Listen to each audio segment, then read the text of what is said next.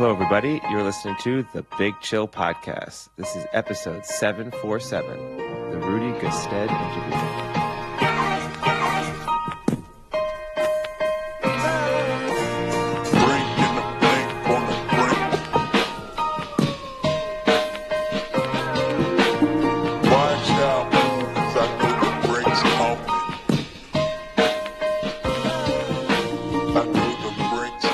Hello, Big Chillians. Welcome back to the Big Chill Podcast. I'm Frank, joined us with Eddie. Eddie, how's it going? Yeah, things are going pretty well. A little bleary-eyed after my night out with Vasilis, but aside from that, things are good. Bleary-eyed. It is like 4 in the afternoon, is it not? 3:45. No, I've sufficiently, but I only got home at 6 a.m. So it's not the longest recovery time. I wasn't too wild. It was his brother's birthday, but it was good. We got some. I'll ask you a question about that first. But how you're in the Pebble Beach area? I think maybe. I am in I've Northern California. I guess I don't know. On Pebble the coast. Beach adjacent. Pebble Beach adjacent. Yes, it is. My hotel does not have the amenities that a Pebble Beach resort has for sure. I'm surprised we have internet. There's first hotel I've been in maybe ever, no television. Oh, that's a very motel move. Yeah, motel be one word for it. I guess I could. Yeah, I mean, I don't watch television in hotels very much anymore, so I can kind of understand being a hotel and just deciding, do we really need this? No, that was not the decision. It wasn't like we're a really nice fancy hotel. Maybe we ditch the television. Let people relax for the serenity of the ocean. This is a well-being approach. That's what we're going for. But I guess, also worth saying before we move on to the Vasilis topic, we'll be joined by Rudy Gestede for an interview. It should be about 15 minutes into this. So, as we always say, if you're only here for the interview, skip ahead, but you don't need to. And if you are a new listener, obviously give us a follow on social media, on Twitter, on Instagram. Leave us a review on the podcast. It always helps. Hopefully you enjoy it. But in the meantime, Vasilis, popular amongst our listeners for his romantic life and various escapades. And he is currently in the midst of courting a Moulin Rouge dancer. And this is a long escapade here. And he's taking her out on what he thinks is a date, and I'm not sure it's a date. And I want to put this question to you. So I've met her. She goes to a bar that we go to. Well, all the Moulin Rouge dancers go to the same bar, sort of post-performance. So we speak to them sometimes. Vasilis tries to speak to them more than I do. And he saw her last Thursday, I think it was, and he told her that he liked her. Very teenage move of him. She responded by saying, I like you. I like you too. You're a really cool guy. I don't think that's the response you want. I think the really cool guy is an immediate indication of a lack of interest. Is this in English? She's Australian. So there's the language barrier is Vasilis, not her.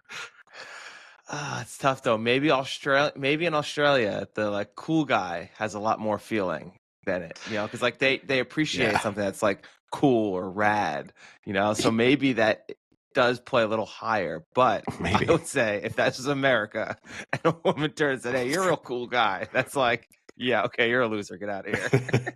I think it's you've been friend zoned. You've been straight away friend zoned. And wait, so what's the date? So, I mean, obviously he has the advantage of being able to invite people to his family's restaurants, and he's taking her to one of the restaurants for lunch on Monday. That to me is also that's unclear on the date front, because he's always telling people, hey, do you want to come to lunch at my restaurant, blah, blah, blah, that kind of thing? Exactly. So since her saying, I'll go to lunch at your restaurant, and she knows she doesn't have to pay, so you remove that from the date bit. You don't even have no, I'll pay for me, to make it very clear this is not a date. It's still a very friend move. I mean, he takes a lot of friends to lunch at his restaurant. Yeah, for sure. He's taken you many a times. Yeah, I was there. And only half of the time as it ended up, back in the there room. Yesterday for lunch. So, but What was the exact wordage he used On which part? for the lunch? Oh, I don't know. I don't know how he invited her. I think Do you want to she. go to the restaurant for lunch, or is it do you want to come? Do you want to go with me for lunch? We'll never know with Period. Vasilis. Cool. We can go to my restaurant. Yeah, That's no, a that's date. because I think if I'm him, your first date cannot be at one of your family's restaurants. I think it blurs the lines too much of It has to be at Moulin Rouge. Yeah, a favor and a freebie versus a real date. And when people think it's a favor and a freebie, I don't know if you're getting a real date. It's interesting because for our new listeners, they're going to think we're some sort of dating podcast. This is call like. No, this is call her just daddy, pathetic friend. This is just pathetic friend that we can't figure out what he's doing. He's surprisingly popular on the podcast with people who've never met him. So there we go. Moving on to sports topics. Obviously, the big thing was the NFL draft kicking off last night. The big surprise, well, two, I guess, somewhat big surprises. One was the Cleveland Browns trading out of the second spot. Everyone thought they were going to take Travis Hunter. They traded with the Jags. The Jags took Travis Hunter. And then Shadeur Sanders, who's been in free fall, and not only did, for a while was expected to go to the Browns. That changed in the weeks in the build up to the draft itself. But not only didn't go yet to be drafted, didn't go in the first round. Maybe the Browns have 2 picks coming up. So maybe the Browns played this really brilliantly. And instead of wasting the second pick on him, they're going to use the, whatever it is, the 33rd pick on him instead. But it could be the ultimate. It could be the ultimate, like, reverse Giants Daniel Jones move when they traded up to get someone that they probably could have traded down to get. The Browns. I see. This is the thing that I feel bad about the Browns. I feel like their front office is actually very good. Like, they do a lot of good moves like this. They just can't ever put it together. Minus one really bad quarterback contract. Yeah. No, draft. I'm saying draft wise. Yeah, they do draft pretty well. They draft very well. Johnny Manziel aside. They can't do anything else. Yeah, no, they do get talent. For sure they get talent. I mean, overall, it's not as big of a joke of an organization as you would expect based on the lack of success.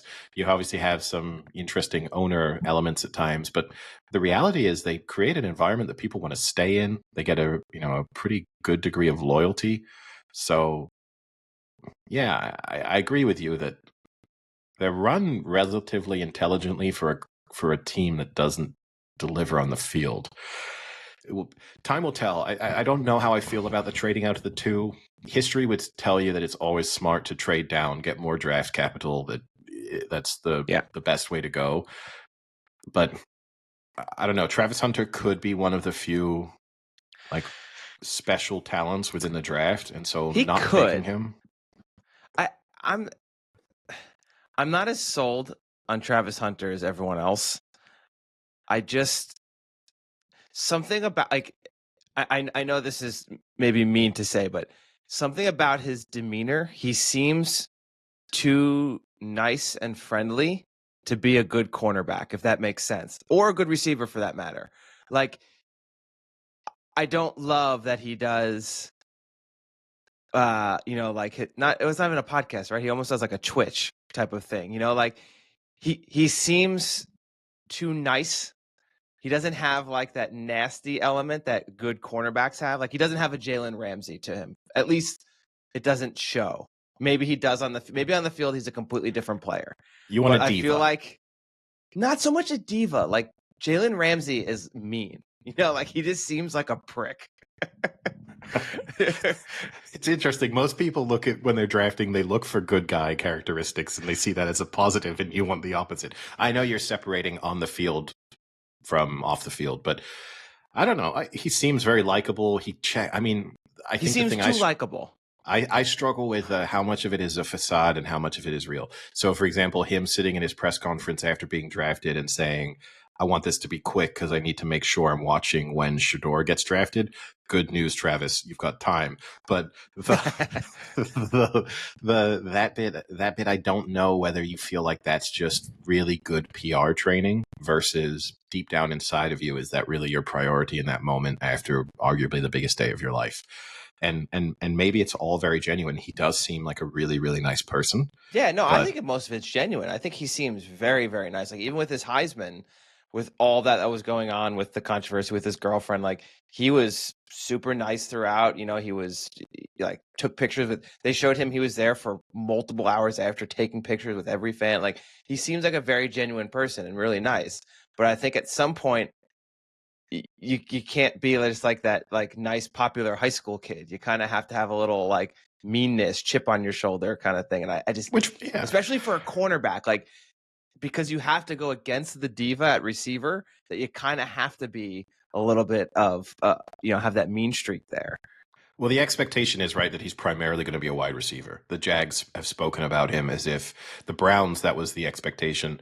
The Jags have said they want him to be a wide receiver, but he will be used as a corner at times too.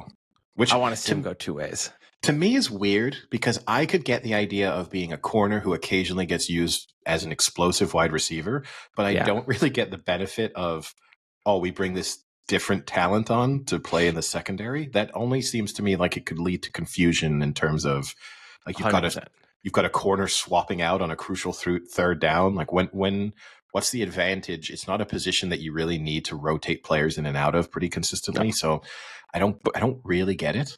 I don't either, because like when you think, just very basically, when you think about it, wide receivers rotate out a decent amount. Cornerbacks almost never rotate out.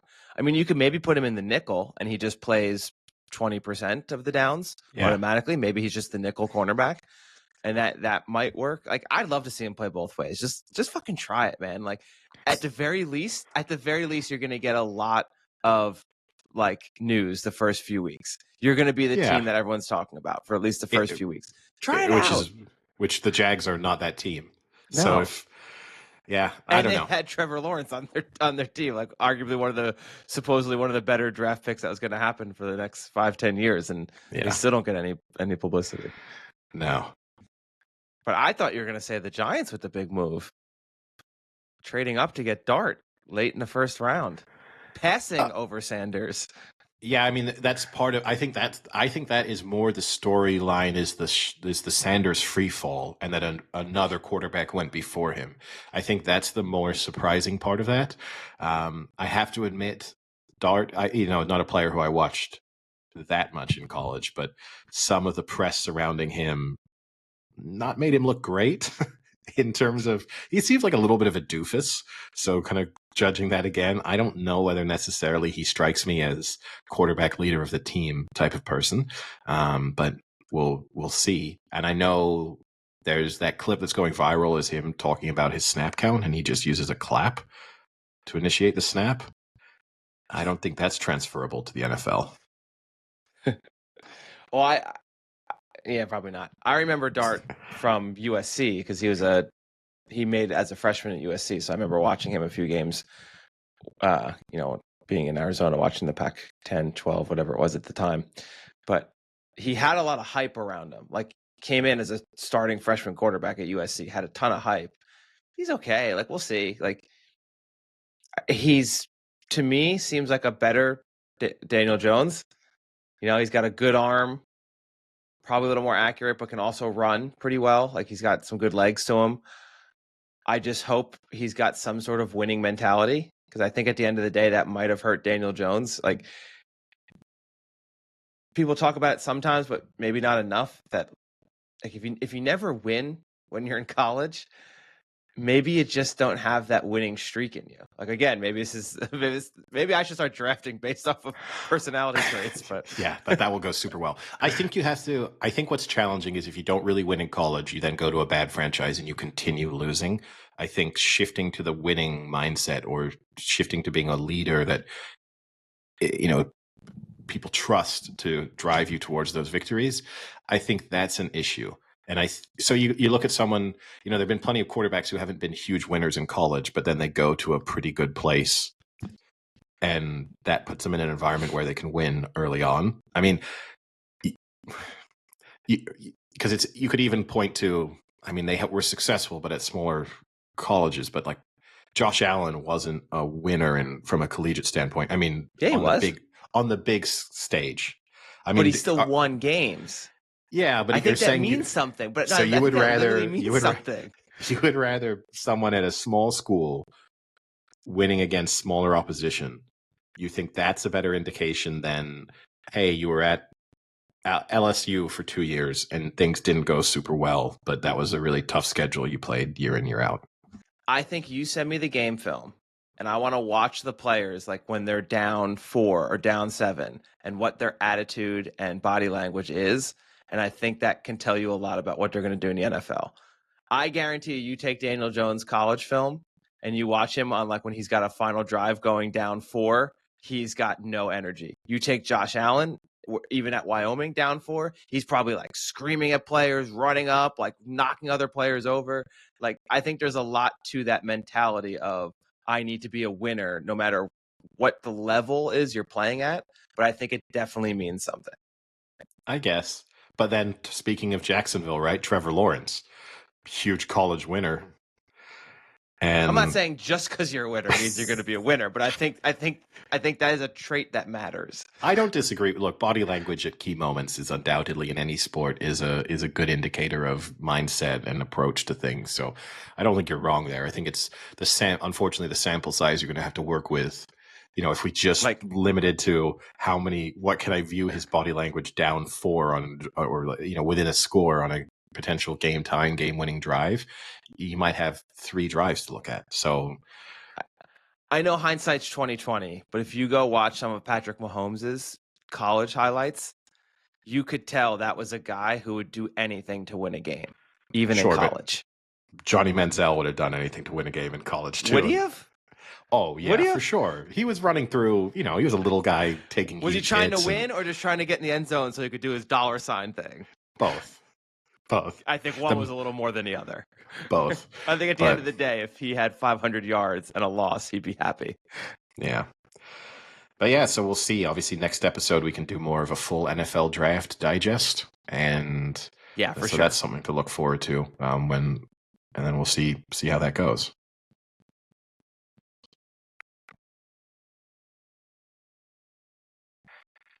Well, also, we know we spoke about The Last of Us. We're delaying The Last of Us reaction. We're going to have to go 3 episodes in by the time we get to it, but we obviously do not have time. A little too late at that point. Can I do my really quick one hot take on The Last of Us then? No. Does the show have... We don't have no, time. we'll be really quick. Hours. Yeah, but does the show have the necessary star power, minus Pedro Pascal now, to really put it in elite show category? I'm sure there'll be Pedro Pascal flashbacks. I doubt we've seen the last of Pedro Pascal in The Last of Us. I'm sure there will be, you know, storylines that come back from all sorts of things. I don't know. Yeah. I've got my doubts slightly. What does Severance have? Adam Scott, huge star of Parks and Rec. Different. I think different. Different show. Different. What did Game of Thrones have? Show. Oh, a lot of people. But that was an ensemble, and the focus there was very much. This is driven by 2 characters at the moment. I know they'll, you know, the brother is definitely going to play a big role. I don't know who the 2 are now. Yeah, one character. Who is the last of them now? And, yeah, the last of me.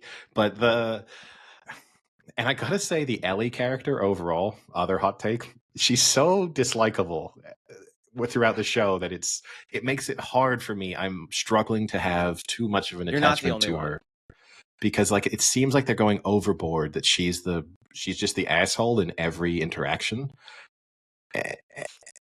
And I know that's, you know, she's supposed to have that difficult relationship with Joel. That's the canon, but still it felt like she just in every situation.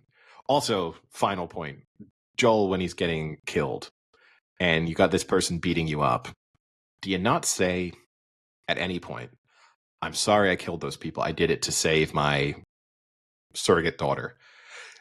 He just goes, just fucking get it over with. There's no defense of himself. I mean, I think that's like the thing. Like he knew one day this was going to happen no matter what. Like sure. he knew he signed his death wish when he did that.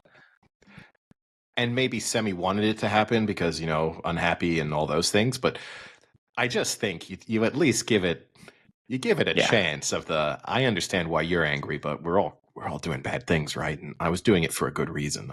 I wasn't. They were treating it as if he just randomly decided to go and kill 18 people. Yeah, and he at no point said I had a reason. You're right. Like, I mean, this is an issue I have now with a decent amount of shows where there are ample opportunities for people to have like realistic conversations and divulge plot information, and they just don't because they want to run the story and make it, that's what the plot needs.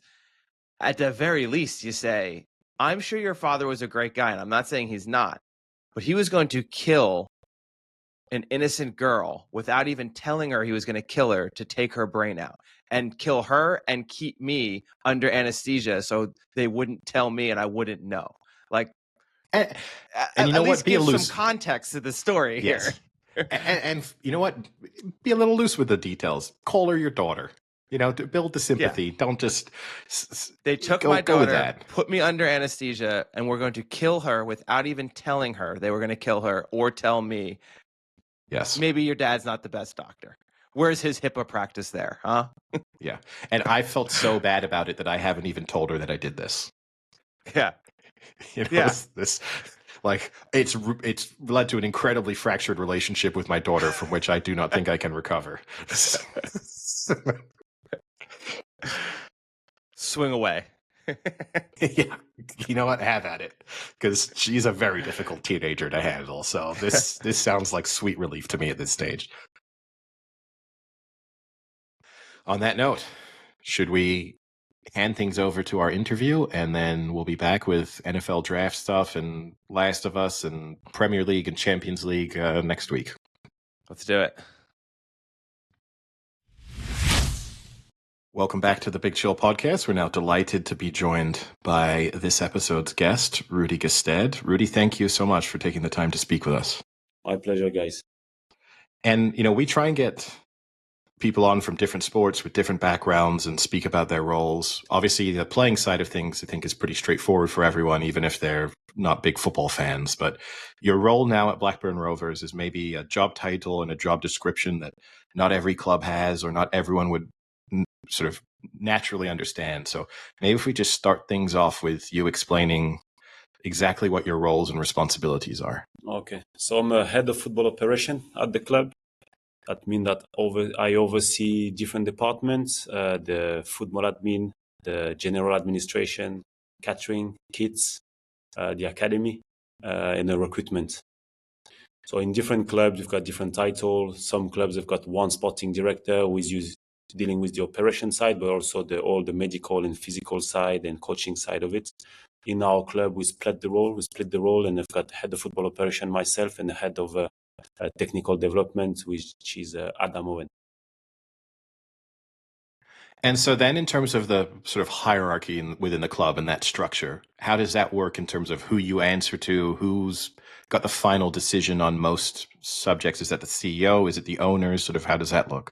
So we've got my line manager, the CEO, and we've got the board of direction with the CEO, the owner representative, and a non-executive director. So myself and Adam, we report straight to them. And the owner representative is Suhail Pasha? Yes, right. And the non-executive director is who, just so for... Robert Coe. The CEO is Steve Waggett, and the non-executive director is Robert Coe.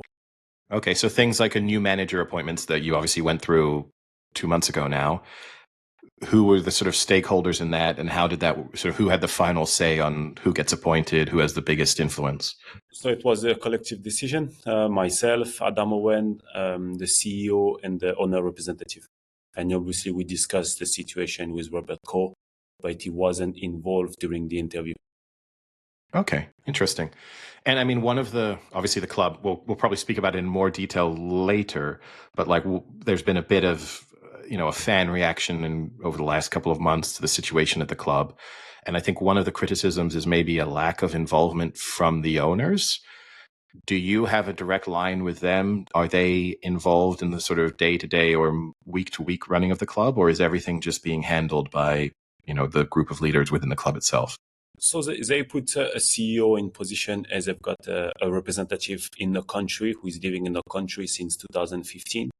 So I think they've got enough people here at the club to represent them.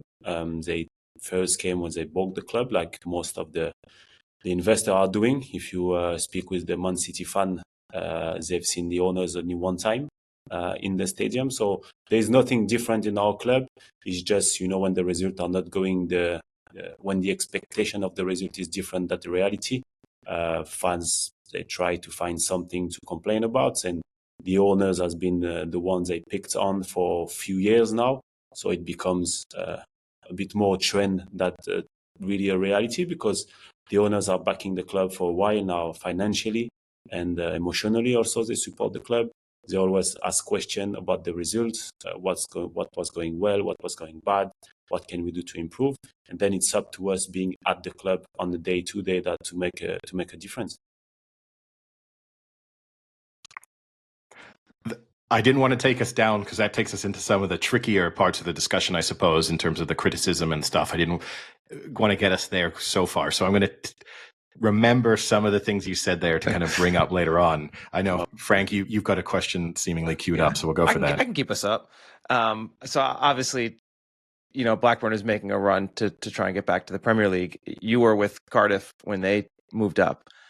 What was that experience like, and what do you remember from that time that you can use, in your position now to try and tell the current players what to think about, how to react, how to anticipate, stuff like that? Like, what was that experience like for you? So I was a young player at this time in Cardiff. So obviously, as a player, young players, and now the role is completely different. But what I can bring from this experience is that you have to create a togetherness. You need to work as a group. It's not enough to have good individual players if you're not working as a group. But it works for the players on the pitch, but also for the staff supporting the team. So everybody involved at the club has to push in the same direction. If there is no alignment, I would say, in the organization, it will not work. So that's why I try to bring on my side and with the people with me, is to make sure we all go in the same direction. We've got all the same goal, which is going back to the Premier League. If it's not this season, it will take a bit of time, but the aim is to go back to the Premier League. So now, how do we get there? That's what we are trying to build. Have a strong foundation that we can rely on, and then step by step, it's to make the team better on the pitch and also within the organization. And do you think? Go ahead, Frank. Go for it. And then just for you personally, that experience itself, what do you remember the most from that experience? What was like the most fun experience part of that you had? Was it just the match where you became promoted, or was it, something after or during? What sticks out to you the most? No, this season with Cardiff. So the season before, just to give you a context, we lost in the playoff against West Ham. But for, I would say, a big part of the season, we are like in the first two positions. We lost the Carling Cup final at this time. The name was the Carling Cup final against Liverpool. And after that, we just started to lose points and lost our rhythm, lost the momentum. And we lost in the playoff against West Ham, which was a strong team. And the year after, we just were on top of the league from start to end, from the beginning to the end of the season. So we had this confidence. We knew that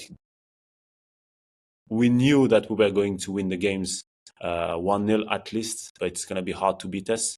So we like this kind of a strong momentum going on and a strong feeling as a togetherness when you feel a bit like invincible. So even when you start to lose one game for some reason, the game after you're going to win. And at home, we're very difficult to beat. And with the quality we had in the squad, we knew that something could happen at any time as long as we stick together. So we had this feeling that something's going to happen this season, and we just went through like this all season. I think it's interesting to think about what you can take from your playing career. Obviously, not everyone in your role has been a player at the level that you were.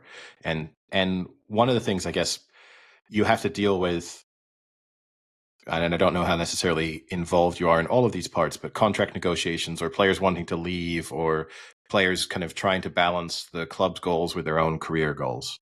And there was obviously moments in your career where you were probably not in the same mindset as the club, kind of your personal ambitions were different from where the club was. How do you take away your experience as a player, sort of what advice, if you think of back to moments in your career where you maybe were trying to push a move or leave a club, and you're now on the opposite side of that equation, how do you handle it now? What do you say to a player that you would have hoped to have maybe heard and didn't when you were on the playing side? Yeah, I would say that it's much easier for me to advise the player because I've been there. I've been in his shoes. I've done a lot of mistakes as a player, negotiating with agents, discussing with clubs, making poor decisions sometimes to push your way out. So I can advise them the right way. Sometimes when I've got discussion with them, I say, listen, I'm not talking to you as a representative of the club. I'm talking to you as a friend or as a big brother or as a teammate. It's up to you. But for the good of your own career or your own development, that's what I would advise you to do. And then it's up to them because they're still like big guys and they want to make decision, and you can just give them some advice and then it's up to them to make the decision. But obviously it's much easier when you've been in those shoes to advise and to discuss it, to understand their feelings sometimes, and to be able to support them the best way possible. Yeah, no, that makes perfect sense. One of the things you said earlier was sort of, in terms of your role is I suppose, hoping to have consistency and like a long-term vision in terms of how the club is being run, and obviously you have a lot of moving parts within a football team, whether players that come and go, coaches that come and go. One of the things from an outside perspective, looking at, say, and you weren't involved in all of these, but the last three managers who've been at Blackburn Rovers have three very different playing styles. Mm-hmm. And, we just had one of the co-owners of Ipswich on the podcast. And one of the things you kind of speak about is cohesion and succession planning. Mm-hmm. And clubs that have done that really well, like Brighton or Brentford and stuff, have thoughts of, we want to maintain a playing style and we need the next manager to come in and have the same way. Do you feel like that's in place at Blackburn in terms of across the academy through the first team, and now in terms of the playing style the manager is trying to instill? Is that the playing style the club wants to support going forward? So before me, they had Greg Broughton as a director of football, and he started to implement that from the academy to the first team with John Dal Thomason playing a certain style of football that the club decided to play. And then because of the results, at one point the club decided to make a change. I was at the club. I wasn't in a position to make decision. And they brought John Eustace just to stabilize the squad and to make sure we could stay in championship, which he did brilliantly. Then we went to the season when I joined the club. We had a fantastic run so far under John. For his own reason, he decided to leave the club. And then it was a good time for us just to sit down and say, okay, guys, where do we want to go going forward? What type of football do we want to play? How do we want to build assets to be able to sell players? Because you don't sell a player. Let's say you take a striker or you take a winger. You don't sell him if he's not able to beat players 1v1, if he doesn't have speed. So now you've got some benchmark that is going to be it's going to be a requirement if you want to be able to sell a player. And same for the academy player, giving them the pathway. So we want to go back to it because for one season, our academy players played only 142 minutes combined. Before that, they were playing over 2,000 minutes combined under the 23 years old. And now we want to go back to those numbers. So when you keep all of this in your mind, you say, okay, what type of head coach do we need? What type of football do we want to play? And then you go a bit more in details and you've got a list of a head coach. And that's why you pick the head coach, because he's aligned with what you want to do as a club, the way you want to play football. Don't get me wrong. We cannot just play one way. One, because we don't have the resources to go to pick the players who is special for this way of playing football. And two, because the championship is relentless and you need to be able to adapt sometimes. So you've got the principles, you've got some principles how you want to play football, but you also need the head coach to be able to adapt to it with his own ideas also. So all together, you create a good cocktail. And then you go from there. But when there's alignments, decisions are quicker, decisions are more efficient, and you're not wasting money and time. So it's much easier to go this way. Now, do you think trying to get into that alignment and having the coaching changes, do you think that's kind of contributed to some of the inconsistencies with Blackburn? Because they seem to, you go on a run of 3 or 4 wins and then it's, no points or like 1 point after like 5 matches, and then kind of hit another nice streak, and then it kind of stalls out.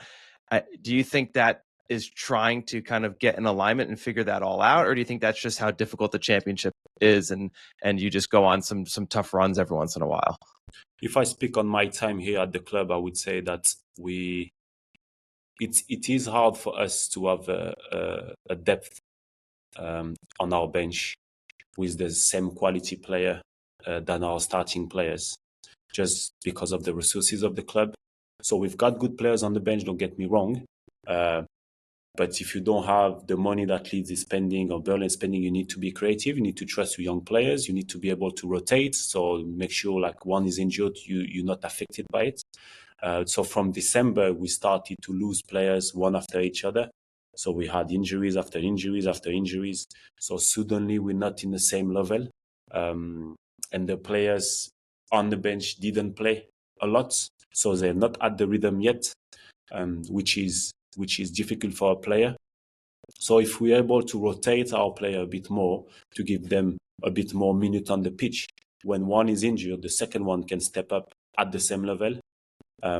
So that's something we've got in mind now. But go back to the alignment with the head coach. That has to be a strategy of the club, and the head coach has to be okay with that.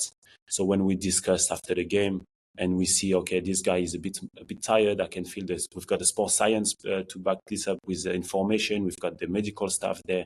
It's a collective decision. Are we going to rest this player a little bit, or is he going to play only 60 minutes next game to make sure he can carry on for the next 10, 15 games? And then that's how you can try to avoid injury, or at least prevent any type of injury. Instead of reacting, you are more preventing any situation.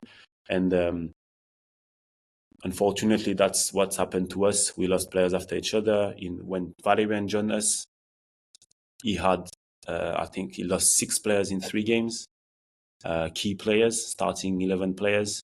So straight away, you're not at the same level.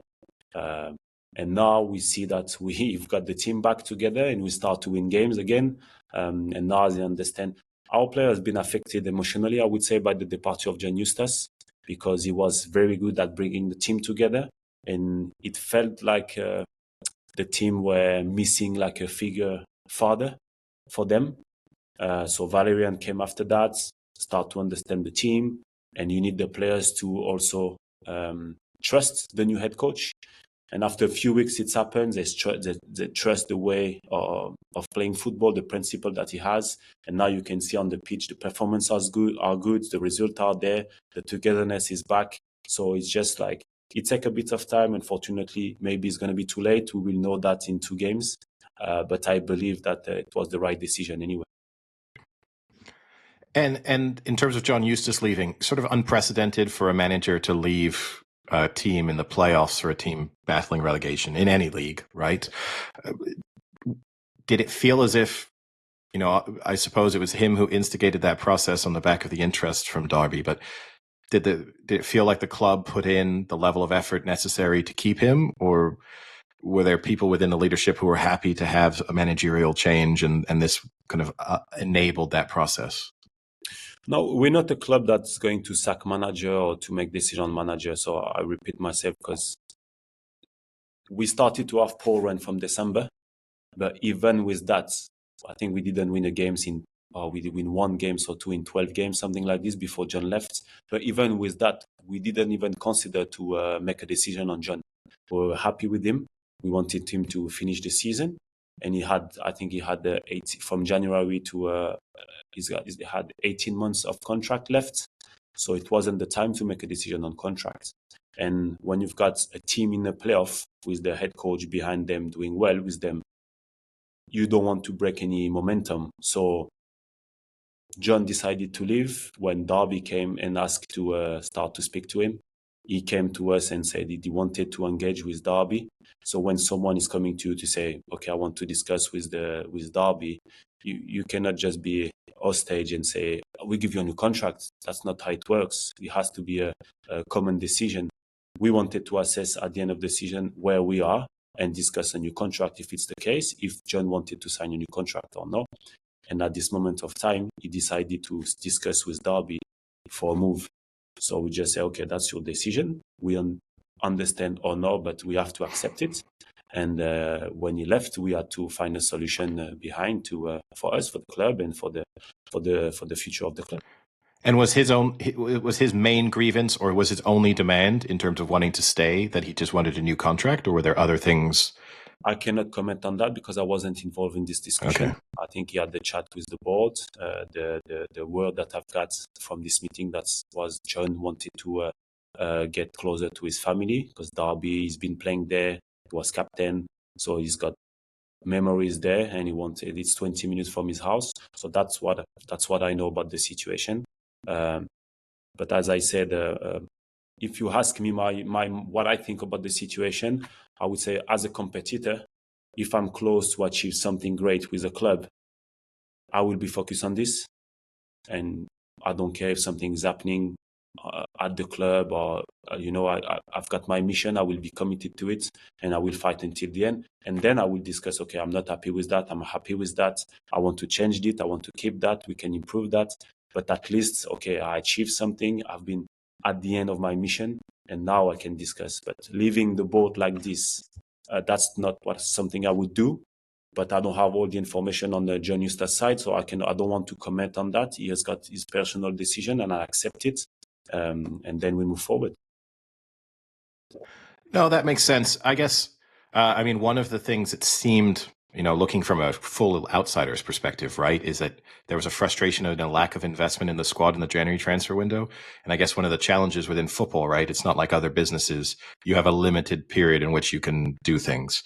So you kind of get to the midway stage of a season and the club is in the playoffs, potentially on the brink of promotion. It would seem like a natural time to be investing more in the playing squad and addressing particular needs. Mm-hmm. And sort of looking back at Blackburn now, this is maybe the third time in the last 4 or 5 seasons they've been in and around the playoffs in January and not had investment in that period, which seems like it's a strategic move from the club, as that's not a time that the club is necessarily willing to spend. They want to do the majority of the transfer window in the summer. But can you understand the frustration from a manager's perspective that you kind of get to the point and feel like this is when we need to kick on? I need a player in X position, X role, and I'm not getting it. What I can comment is on my time at the club. So when I joined the club, the strategy was very clear. We've got a limited budget as a championship club to compete. We will not go above and beyond to just try to get promoted because you can put the club at risk. So we have to rely on our young players also to step up when it's needed, when you've got injuries or any situation. So we did some business in the summer transfer window. We think we made the team better, bringing a different type of players, but with more quality. And that's also why we've got better result than the season before. Last season, we fighted for relegation. This season, we're fighting for promotion. So there's a big improvement there. Then when January come, we know we've got injuries. We know we broke 6 players in January. So 6 players, even if we bought a player for over £1 million, Augustus Cargbo. We went to get players from a Premier League club on big salary for us. So the wage bill increased. So that's an investment. The fans want to see us buying a player for 10 million. But when you increase your wage bill, it's still money you had to put on the table. We wanted to sign a striker. And we started to discuss with the club end of December. But because of injuries to the club, he wasn't allowed to leave at this time. He started to play, starting to score goals. So at the end of transfer window, he was not available. So we wanted to do more business in the transfer window. And January transfer window is a bit tricky compared to the summertime. Everybody's waiting the end of the transfer window because you've got injuries. You don't know what's going to happen. So the last few days transfer window, that's where everything happened. And last few days, the guys was not available anymore. So there is no more investment that we can do because it was the only target that John Eustace wanted at the club. So we tried to pursue this target, and it didn't happen. So then we did a few other business, and that's how we finished the transfer window. Which, yeah, that all makes total sense. Speaking there, you touched on the fan frustration from the lack of transfer fees. And I think most would understand that, you know, loans come with loan fees that maybe aren't publicly disclosed, and we don't know what the salaries are of players either coming in on loan, the contribution from the club, or just with new signings from a loan perspective. But I think the general discussion, looking at it again from the club, has been that wages have been reduced over the last few seasons for the most part. And then you have a net transfer balance of, you know, 35 million or so more in incomings than outgoings over the last couple of seasons, with the sale of Adam Wharton, with Schmodix, with Adam Armstrong not that long ago, also for a big fee. There's a sell-on fee as well from David Raya, and, you know, a number of other deals as well.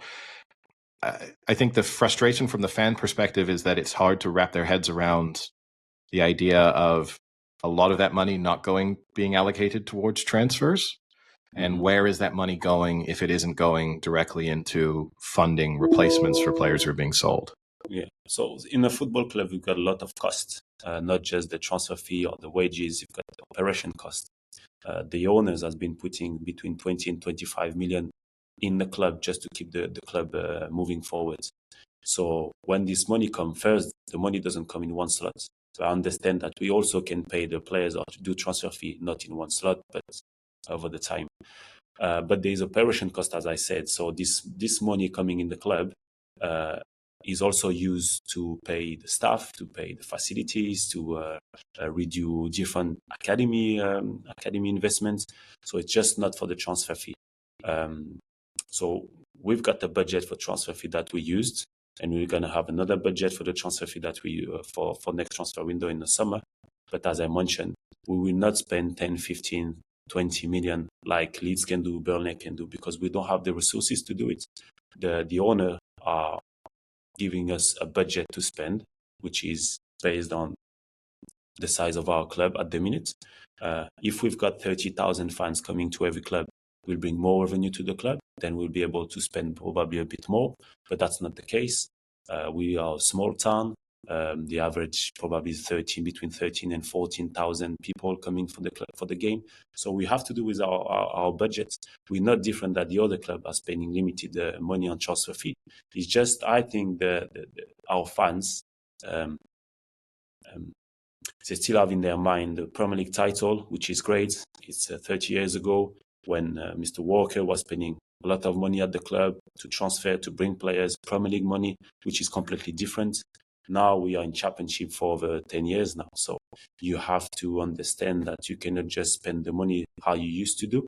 And we have to be creative the way we recruit players, to be able to bring good players at a low fee, to develop them. And if we're not going up with the club, they will go above by themselves. But that's how we do, and that's how we want to operate going forward. So the fans who are listening to this podcast, hopefully they will understand that we are building the club step by step, but we will not spend crazy money try to get to the Premier League. If we go to the Premier League, it will be our way, and it will be slowly but surely, because you don't want to go up and go down again and be in a mess. But we as we said, we just had the Ipswich owner on last episode, and they had, you know, back-to-back promotions, now are almost certainly being relegated, barring a crazy miracle in the end of their season. And for them, you know, they look at that yo-yoing as an opportunity for growth. So promotion gives you the instant cash injection plus the future parachute payments.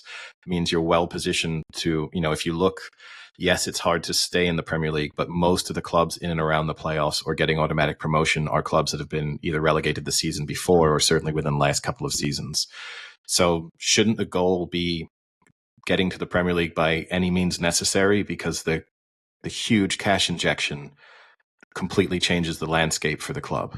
Yeah, it's true. Just Ipswich went down, and when you're in League One, you're able to spend more money on players, because the fair play, the rule about the financial fair play is a bit different. So that's why they're the back-to-back promotion, because they've been able to invest and invest again. We're not in this situation. Ipswich got a full stadium every game. Just to jump in on that, though, from a financial fair play perspective, given the transfer dealings that the club has had over the last 24 months, 12 months, there should be no financial fair play restrictions, right? Because the revenue from those transfers, you should be able to spend up to an equal amount on outgoings. So there should be, I get there might be limitations in terms of resources, but the financial fair play itself shouldn't be an impact for the next couple of seasons. I'm not talking about this. I'm just saying Ipswich went down, so they will be able to inject money when they were in League One to come up in Championship and go again. And that was their plan. And as I said, Ipswich got full stadium every game, even in Championship, even in League One. That's not our case. They've got more revenue coming in the club. So it's a two different type of model, and it's working for them. Hopefully, if they go down next season, they will be able to sustain and probably doing the yo-yo that they're talking about. We've got a different model when we need to develop our young players from the academy, give them the chance, and to sell them with a higher fee. That's how we're going to run the club. And then, don't get me wrong, I'm a competitor. I want to go up in the Premier League, because I think the club belongs to the Premier League. We've got the facilities to make it happen, and the people in the club. So we think we can do it, doing things differently, and let's make it happen, and let's see if we can achieve it. So, and you mentioned then obviously one of the strategies then is developing the younger players in the academy. How does Blackburn go about that in terms of what's the types of investment they're putting in there to recruit players into the academy? Is the development itself heavily invested upon? What are they doing to develop those young players?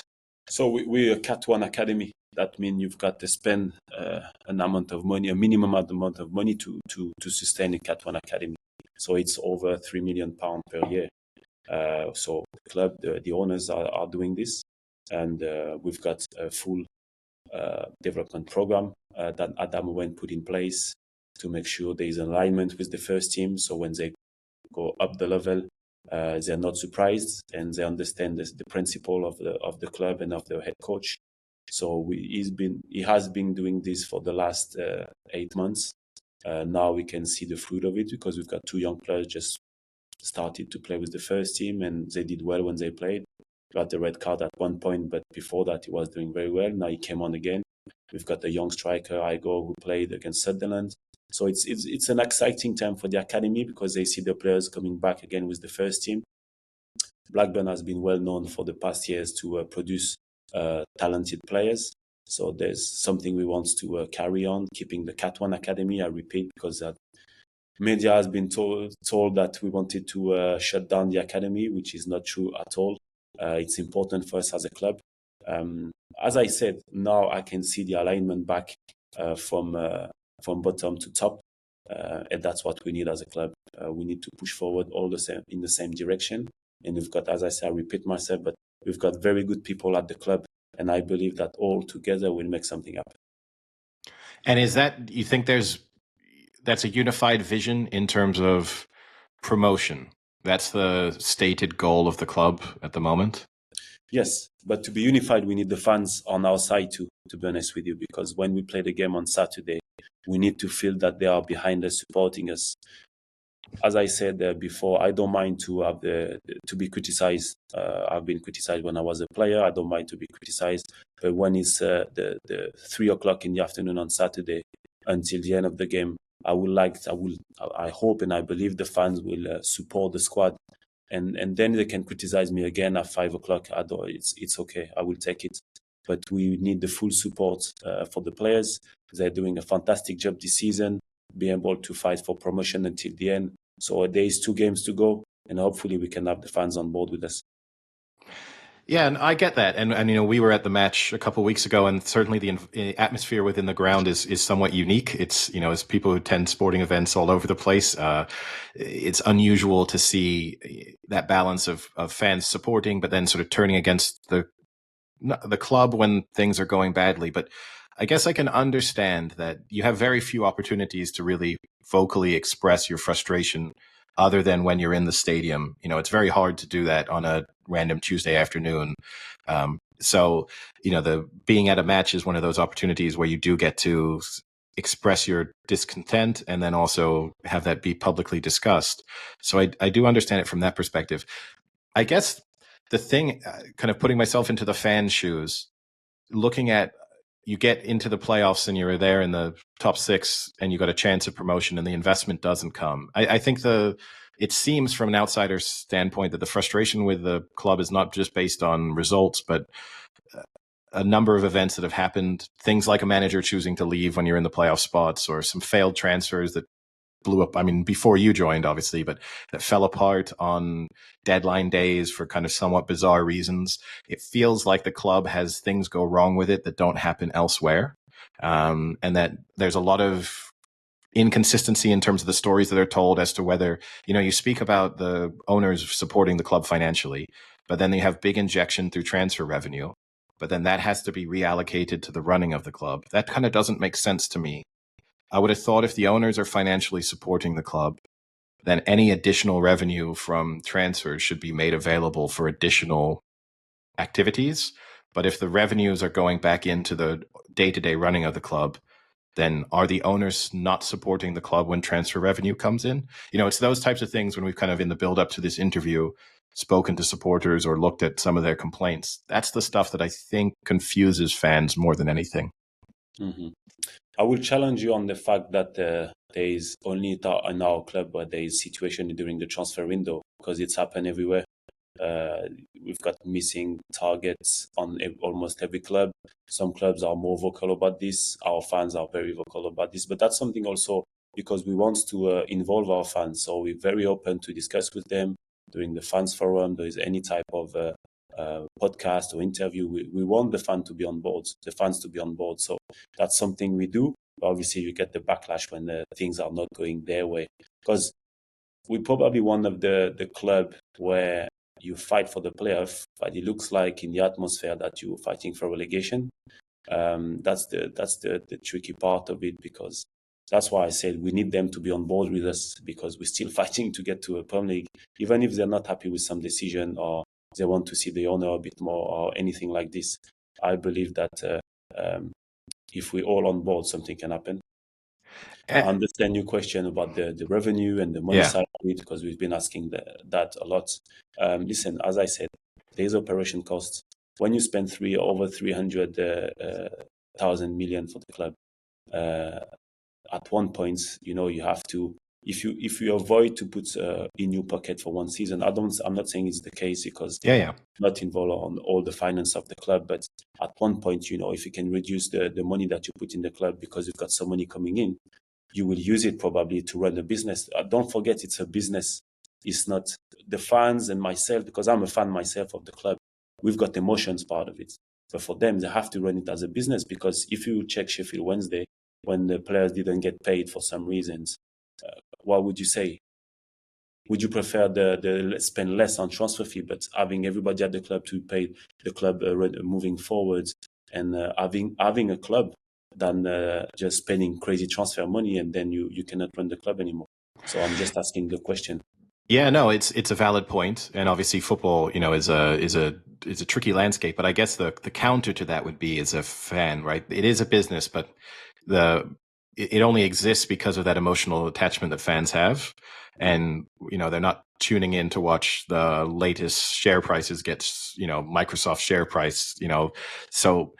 If you have to encourage optimism and hope, and it has to look as if you're building towards something. And I think kind of trying to take the temperature on the fan reaction over the last few months, there's a sense there that the club is in a kind of perpetual state of treading water almost. And that inevitably where that's probably going to head is relegation again to League One, because good players leave. They're struggling to get players to renew contracts. There's not being extra money being made available for transfers, even when good players are being sold. So how sustainable is it? That it relies on miracles from the academy, like another Adam Wharton coming through that allows, £20 million to be injected into the club. That's not going to happen every 12 months, 24 months. So, the sustainable part of the business almost also does involve ambition and expenditure that potentially leads to Premier League status. And I think that's probably, I'm sure that's not always how it's vocalized, but kind of in terms of summarizing what we see in the kind of preparation for this podcast, that seemed to be consistent. No, we want to be sustainable, and being sustainable means you have to rely on your academy. I would say we've got a strong academy, and we know we've got talent there. Maybe not Adam Wharton type, but nobody thought that Adam Wharton could be sold after a season at 20 million. So we've got talents. We have to rely on our academy, but also by trading. So when you recruit players, when they recruit Sami Smodic at over £1 million, I think it was a good transfer because now he's been sold for 10 million and he's been scoring goals. But when he came at the club, were the fans happy about signing a player just over 1 million? Yes, probably. No, I don't know, for some. But at the end of the day, that's how we get the sustainability of the club. So our recruitment department, I try to identify talented young players with a resale value to be sustainable. And because they are good players, they're going to make us better as a team. And instead of spending 10 million on one players, we're going to spend maybe 5 million overall on our transfer budget to bring young, talented players, or someone's going to bring different value that we don't have in the squad. That's how we're going to be sustainable as a club, not just try to inject money to go back to the Premier League. And if it's not happening, you put the club at risk.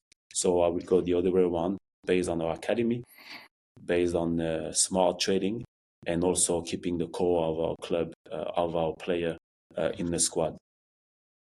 So go ahead, Frank. So you kind of said, one of the things that you're really looking to do is to identify young talent and kind of bring them in and build them. How are you identifying that? Like what is the day-to-day things you need to do that? Are you looking through score sheets and stat sheets? Are you watching a ton of film? Like how does that? What are you looking for, and how do you know when you've identified something?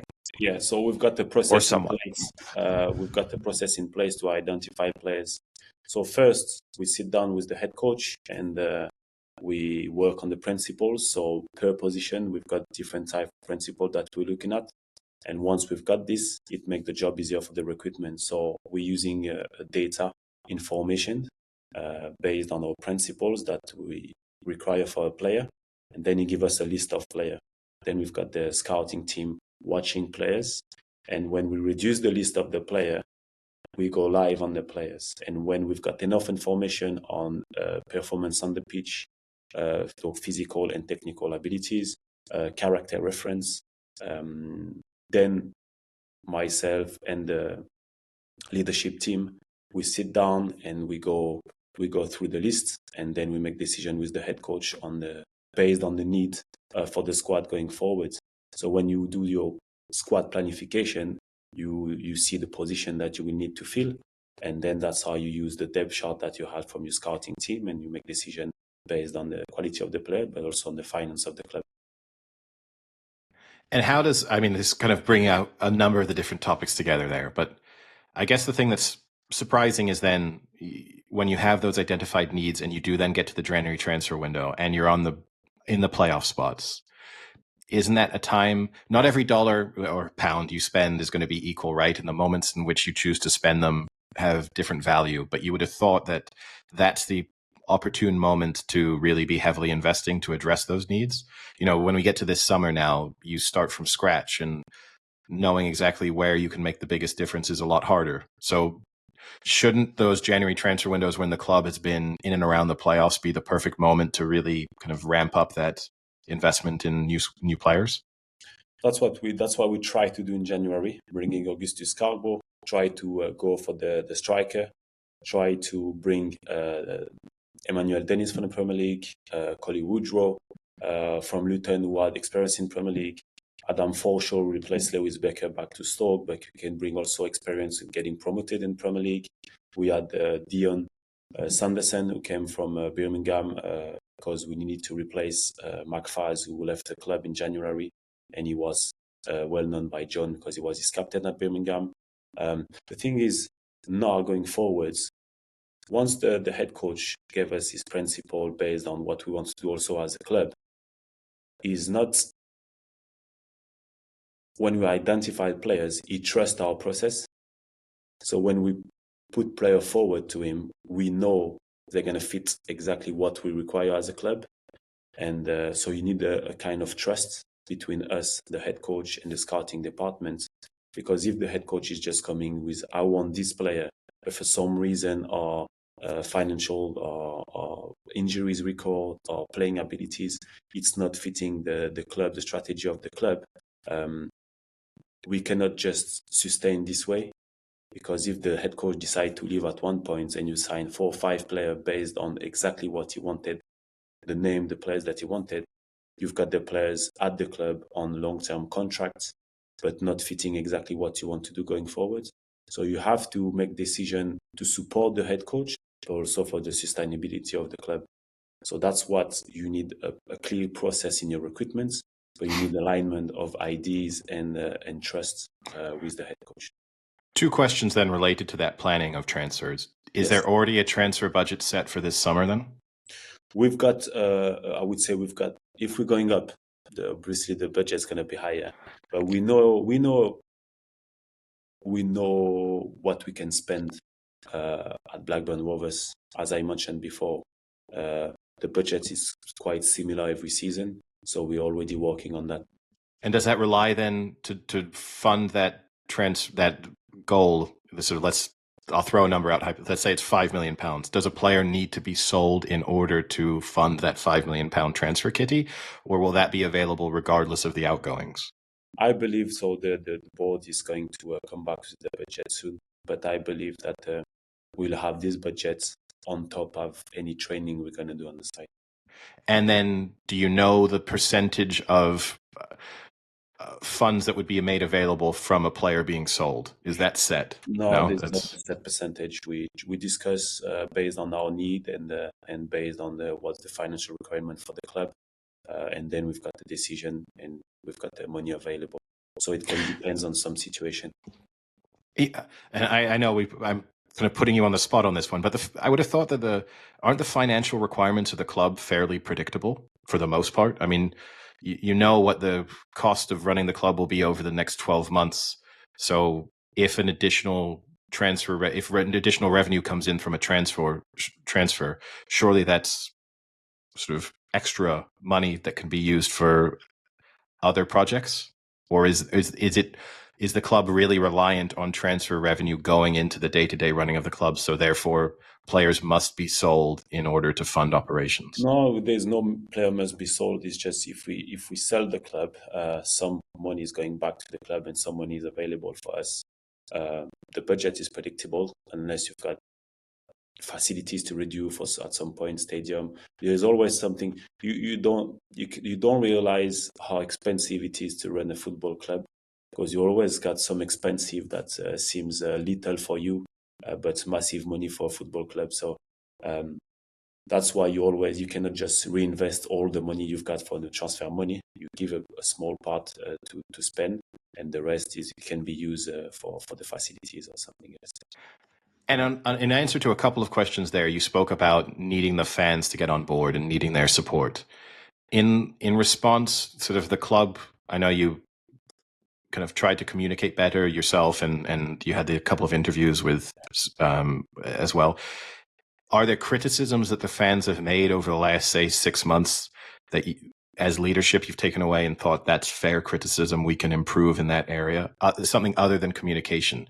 Is there some area, because it's not all just about performances on the pitch or results. So are there other things that you think we can improve that and we can try and re-engage with the fans better than they have been in recent times?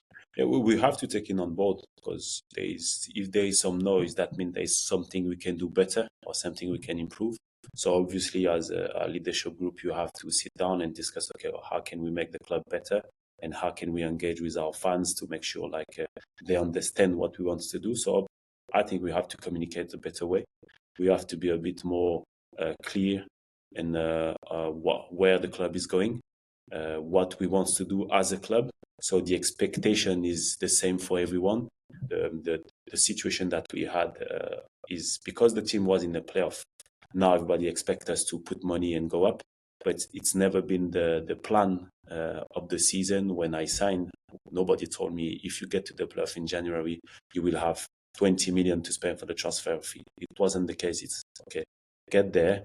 If we get there, we have to build the squad to make sure we're going to fight until the end of the season, but without spending crazy money. So problem is we're always talking like almost for now half an hour talking about money or not spending money. But that's important in football.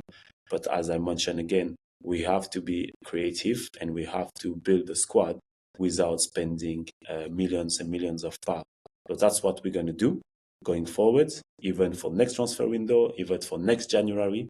We need to build a squad, a sustainable squad with a depth, with being smart and creative around this year. No, I get it. And I'm sure for you, it feels like you get asked the same questions over and over again. But I guess I just put myself in your shoes and I think about the work that I do. And we have moments where you think to yourself, this is a great moment for us to spend more. This is a time where a bigger budget would go a lot further than using that same money 6 months from now, 12 months from now. And in football, you have that two factors that combine there was one, the financial fair play situation within the club allows the club to spend more. That might not be the case 3 years from now because there won't be the same incoming transfer revenue. And on top of it, you might not find yourselves fifth in January. So that's the thing to me. I would have thought if I were in your shoes, I would have been desperately fighting for more money to be made available. And maybe you were. I'm not saying that you weren't, but that I would have just thought if that were me, that would have been the only thing I was speaking about on a daily basis at work almost. Yeah, as mentioned, we wanted to sign a striker for a decent fee, but we couldn't have him, and that's the only target that John wanted. So we just made everything focus on him. So it didn't happen at the end of the day. So we had to adapt to it. But I knew my plan. I knew my budget for the season. I knew I couldn't spend, as I said, crazy money in January, even if we're close to the playoff or in the playoff. So I have to plan the recruitment this way. And that's it. I have to get on with it. If you are playing for Manchester or if you are working for Manchester City, the budget is different. If you are working for Blackburn Rovers, the budget is different. And you have to put your emotion on the side and be a bit more pragmatic and get on with the business. That's fair. And I know you've been generous with your time. So I have one last question and maybe Frank will have one more. My question is then, you speak about planning. First? Okay, you can go first. Okay. Yeah, it's exciting. Come on, fire up. Yeah. No, I'll go. I always keep it light at the end. So a little while ago, you discussed, using sports science to identify when a player is maybe played a little too much and needs a rest and that type of stuff. How much has this is stuff that very much interests me. How much has sports science changed from when you were a player at Blackburn to now? Oh, massive change. Massive change, because when I was playing 10 years ago, now I've been more, it's a long time, we didn't have any instant feedback. We didn't have, during the session, he's been running too much or he's been running not enough. We have to do a top up or he has to stop now. You had to go by your feeling.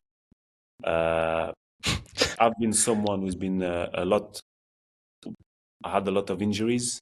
So I wish I had those information to be able to adapt my load work to my bodies and to my strength. Unfortunately, it wasn't the case. So sometimes it was, come on, yeah, push, you're not running enough, or you're not doing this. But I was feeling very tired. Then I pulled my hamstring, or I pulled this or that.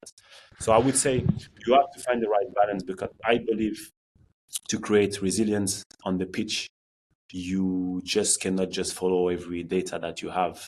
But in the meantime, if one player is getting injured because you didn't follow that, it's on you. So it's finding the right balance to be able to push the player to his limits, but also to be able for the player to be week in, week out on the pitch, giving 100%. So I would say it's a real pleasure to have sports science now at the club. And here at Blackburn, we've got a strong team working together because they give us relevant and effective informations for the support of the player. Yeah. This isn't my last question. This is a follow-up to what you said. Do you think the players are receptive then? Do you have instances where you're telling a player, oh, you need to come off, hypothetically, next match you need to stop after 60 minutes. We're managing your load because of data we're getting back. Do the players always understand that now because it's so ever present? Or are there players who say, I think I know myself better than the data is telling, I'm good to go, I can play more? I think I was part of this transition because towards the end of my career, we started to use it more. And I was the one to say, maybe I can do more, or maybe I'm not listening to the data or the people, blah, blah, blah. Now the players, they grew up with that. So it's part of it's part of their life. The game parts, when it's match day, it's a bit different because it's not that easy to say, oh, player, you're going to play 60 minutes today. It's more about the feeling. So when you see on the pitch, you start to be tired. So we had the situation with Callum Britton, for example. He played on Friday, it's been excellent. Play against on Monday, but he's just back from an injury. So you don't want him to be re-injured again. So on Monday, even if he was doing well and he's a key player for us, we had to take him out after 60 minutes, and we can see he was getting tired. So the players start to feel it also. And now they understand the fact that we want them to play week in, week out. So one game, maybe you need to be part of the rotation. So that's something we have to implement. And the players understand that. But same, if you communicate to the player before that, they will understand why you're doing this. And that's something, the communication is key with the players, with the fans, with the club, with the staff, to make sure like you understand where we're going. And there's someone sitting sort of in the dugout in real time, monitoring that data, saying Callum Britton has hit his threshold, he needs to come off? Yes, we've got those information. That's crazy. The distance that you run, the sprint that you did, and we know what's your average sprinting and distance, so we can see, okay, now he hit his peak. Just play one game 2 days ago, back from injury, probably time for him to go out. Oh, that's very fascinating. Yeah, that's really neat. I won't say it's not that easy because you've got some players, even tired, they want to stay on the pitch. And nobody likes subs, to be honest, unless you're very tired. And I think he understood, and now it allows us to play him again on Saturday, which is a good thing for us. Yeah. Okay. So my last question. Let's assume the club isn't being promoted this season because it looks unlikely given what needs to unfold. So back in the championship next year, what is the plan? Sort of what is the timeline that the club has in mind in terms of when promotion feels achievable and how they're going to go about getting to that stage? What I would say is it's hard to say, we want to be in the Prem in 2 years, because if we're not in 2 years, people are going to say, you said 2 years now, what's going to happen? What I would say is we try to get better every season. We try to build the foundation stronger, and then we're going to be stronger and stronger. Last season, as I said, we fight it for relegation. This season, we're fighting for promotion. If we don't get this, that's your word, that's not mine. If we don't get this in 2 games, we're going to sit down, assess how can we get there next season. Because if we're that close, that means we can create something. So how can we get there? What do we need to add? What support the players need to be able to perform and not to get injured that we had? And then after those questions, we find solution and we bring with solution. If it's not working the season after, we'll work the season after. But we get better every season and stronger every season. But is the goal then, the sort of express goal of the club going into next season, promotion? Is that sort of I'm not saying set expectations high so that you can be criticized for not meeting them. I'm just saying in terms of when you're speaking to players, when you're going to sign someone, if you imagine you as a player getting signed and you sit down and you say, well, what's the club trying to achieve? You must have to say that we're trying to get like the goal where we were close to the playoffs this season. We want to be in the playoffs next season. Yes, of course. I'm a competitor. I don't come spending all day here at the club, try to build something with the people around just to be average. We want to go back to the Premier League. Now, when we're going to go back to the Premier League, I don't have the answer. Are we going to try it next season? Yes, of course, we're going to try it. But as I say, we're going to try our way, and we're not going to try by spending crazy money. But our job is to be competitive, to be the competitive squad, to fight for promotion. Nobody sign or play football since you're young just to be average and not win games. So when you go there, you want to win, get promoted, go back to the Premier League and test yourself against the best players. So that's the aim for the club. Now there is no timeline, but I would say next season is to be better than this season. That makes sense. And in terms of then we've already spoken about transfer budget being prepared. There's a number of players who are coming towards the end of their contracts. Mm-hmm. Is there progress being made on that front in terms of, do you expect some of them to be signing new deals with the club? Yeah, we started the discussion. As I said, signing a new deal has to be both ways. So the club made the decision to offer a contract to those players. Now it's up to them to say yes or no to us. There is something we can do. There is money we can spend to give a new contract. And if the players doesn't feel aligned with that and not happy with the numbers that we provide, then that's not our decision not to sign it. That's his decision. So we engage with the players. Now we're waiting on them to come back to us. All right. Well, thank you so much. You've been super generous with your time. I'm sure some of it is repetitive and some of it's maybe a little uncomfortable. I give you a lot of credit for sitting through and taking the questions. No, my pleasure. There's no wrong question or bad question. I like to be challenged. I hope I've been clear in my communication, and then everybody's going to understand what we want to do, what we can do, what we cannot do. But I repeat myself again about the fans, but I'm a fan of the club. That's why I came back to Blackburn. I could be any country in the world, spending time with my family under the sun, but I wanted to be part of this journey with the club. So when I had the opportunity, I took it. And I really believe the fans were behind the team when I was playing, and I wish we can have them to be behind us again. We will do our best as a club to communicate the best way, to engage with them a different way, maybe for them to understand. And we hope that they're going to do a step toward us also, and we're going to find a way to all support the team on the pitch together. No, I hope so too. Obviously, we visiting and experiencing the atmosphere within the ground, it was unusual for sure. And hopefully that gets fixed. I don't think all of that's just down to, on the field performances. So, hopefully you make some smart decisions there in terms of, reducing that gap and trying to repair the relationship. But it would be great to have you back on in a few months, and we can speak about how the summer transfer window went and how other things have unfolded. I will say we typically have a Big Chill bounce, so most of the guests who have come on, their teams, their careers have gone well subsequently. So hopefully that happens with Blackburn Rovers as well. Hopefully, yeah, no problem. We can do a 6 months podcast, and we can always do a feedback and see where we are. Yeah, no, definitely, and we'll see if we get hopefully the supporters understand a lot of what you said, and any feedback we get that where they don't, we'll pass that on to you as well. I'll be happy to clarify in any point. Okay, great. Thank you so much, Rudy. Thank you. Take care. Bye. Thanks. Bye.